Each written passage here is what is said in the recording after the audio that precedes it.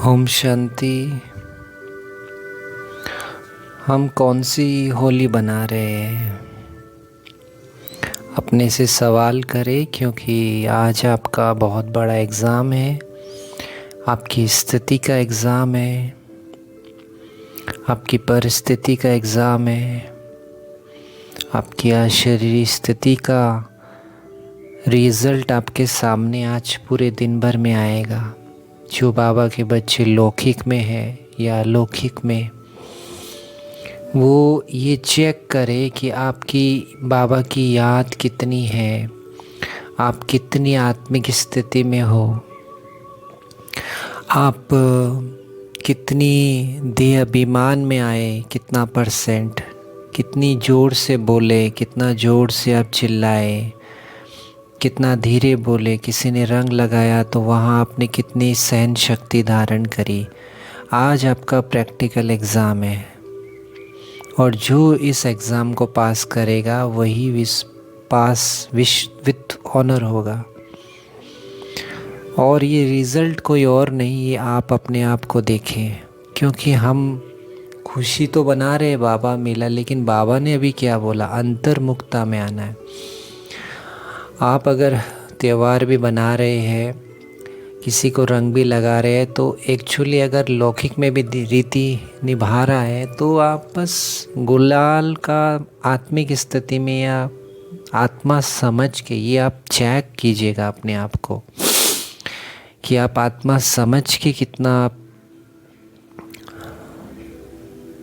क्योंकि देखिए सबसे बड़ी चीज़ है, मैं शिव बाबा की वो बात बता दूं। जब शिव बाबा श्री कृष्ण में आए थे, वो स्टोरी मैं आपको फिर से सुना दूं थोड़ी सी। एक दिन दादा यानी ब्रह्मा बाबा को निराकार ज्योतिर्लिंगम शिव परमात्मा का साक्षात्कार हुआ तथा कलियुग की सृष्टि के महाविनाश का साक्षात्कार भी हुआ। डीपली सुनिएगा, क्योंकि बाबा ने बोला ना, आत्मा समझना डीपली है। सुनना कहना अलग चीज़ है, करना अलग चीज़ है। इसलिए बाबा ने कहा जो करेगा सो पाएगा। ये भी बाबा के शब्द इसीलिए है। दादा ने देखा, फिर से पढ़ रहा हूँ, दादा ने देखा कि बहुत ही भयंकर बम बनाए गए हैं। क्या लिखा? बहुत ही भयंकर। ये तब की बात है 1936, जब शिव बाबा कृष्ण में यानी ब्रह्मा बाबा के आखिरी जन्म दादा लेखराज में आए।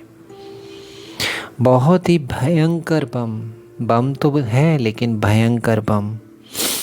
उनके विस्फोट से असहनीय अग्नि निकल रही है। उन्हें आभास हुआ कि 5000 वर्ष पहले महाभारत युद्ध में जिन अस्त्रों का प्रयोग हुआ था और जिन्हें महाभारत ग्रंथ में अग्निबाण, ब्रह्मास्त्र और मूसल कहा गया है, ये वही अस्त्र शस्त्र है और इन्हीं द्वारा अमेरिका तथा यूरोपवासी लोगों का महाविनाश हो रहा है। दादा को जिन दिनों ये साक्षात्कार हुआ, उन दिनों अभी अमेरिका ने एटम और हाइड्रोजन बम हिरोशिमा और नागासाकी पर नहीं फेंके थे, क्योंकि ये जो बम गिरे थे वो 1946 में गिरे थे। और ब्रह्मा बाबा को यानी कृष्ण को शिव बाबा ने साक्षात्कार 36 में कराया। ये गौर कीजिएगा, जब न्यूक्लियर बम्स नहीं बने थे, बल्कि तब वैज्ञानिक लोग प्रयोगशाला में उन पर प्रयोग कर रहे थे। तब रूस और अमेरिका आपस में राष्ट्र थे, मित्र राष्ट्र थे, और जर्मनी तथा जापान के विरुद्ध उनका संयुक्त मोर्चा था। दादा ने ये साक्षात्कार किया कि सृष्टि में महाविनाश होने के परिणाम स्वरूप करोड़ों आत्माएं परम धाम को वैसे ही लौट रही है जैसे पतंगे प्रकाश की ओर लपकते हैं। दादा ने दिव्य दृष्टि द्वारा भारत में विकराल ग्रह युद्ध और प्राकृतिक प्रकोप, अब भारत में क्या हो रहा है, प्राकृतिक प्रकोप, क्योंकि न्यूक्लियर बम वहाँ फटा, उसका असर यहाँ आया। जैसे कोरोना का आया था ना, चाइना में हुआ असर वर्ल्ड में आया। और अग्रिम साक्षात्कार हुआ। विनाश के ये अत्यंत डरावने दृश्य देखकर दादा कांपने लगे। आप सोचिए धरती की सबसे पावरफुल आत्मा कौन है? श्री कृष्ण। जब वो इतनी तरह काँप रहे थे, दादा ने देखा कि बहुत बड़ी बाढ़ आई है, जीव प्राणी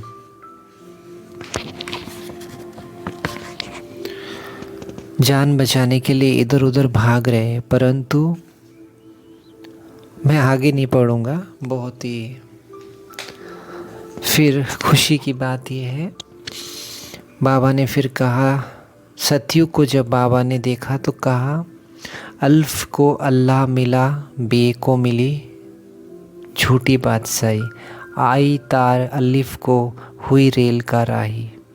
ये अलिफ का अर्थ पहले व्यक्ति अर्थात दादा से है और बे अर्थात भागीदार का वाचक है। ऐसे तार देखकर विचार चलता था कि पता नहीं दादा को क्या हुआ।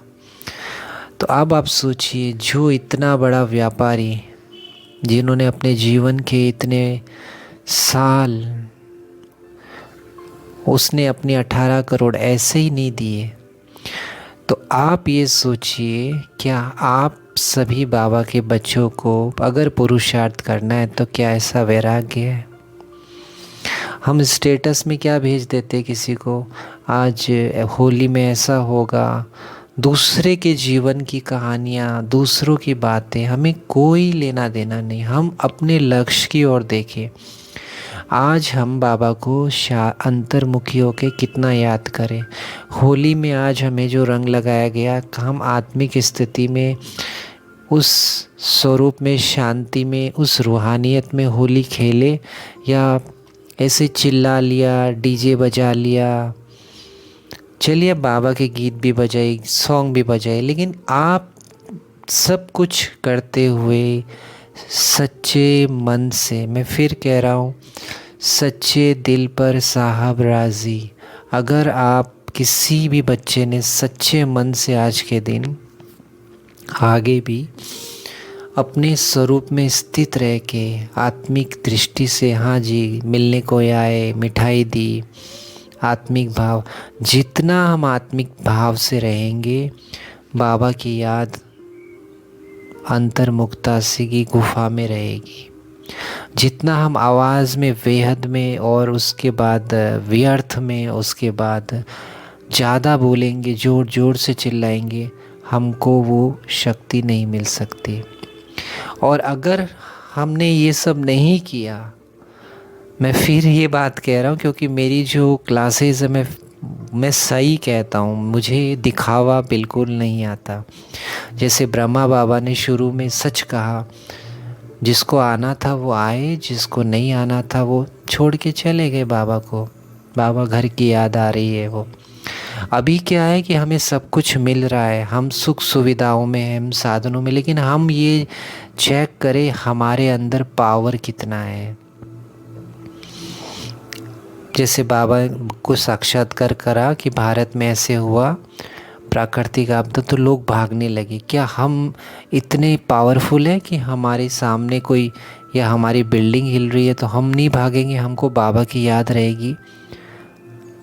तो मेन मकसद है होली, मीन्स एक दिन पहले हम उसको जलाते हैं, दूसरे दिन रंग लगाते। जलाने मीन्स ये दुनिया जलने वाली है, फिर वो खुशियों की दुनिया आने वाली है। उसके लिए आप देखिए, मैं नहीं कह रहा वैराग्य रखिए। देखिए आज भी आप सुबह भी ड्रिल कर सकते, जैसे मैंने किया, सुबह छत पे गया, बाद में नहीं जाना होगा, कि चिड़ियों की आवाज़ आई, तो आप अपने को सतयुग में फील कीजिए कि आप सोने के महल के बाहर में, तो एक अलग आपको खुशी मिलेगी।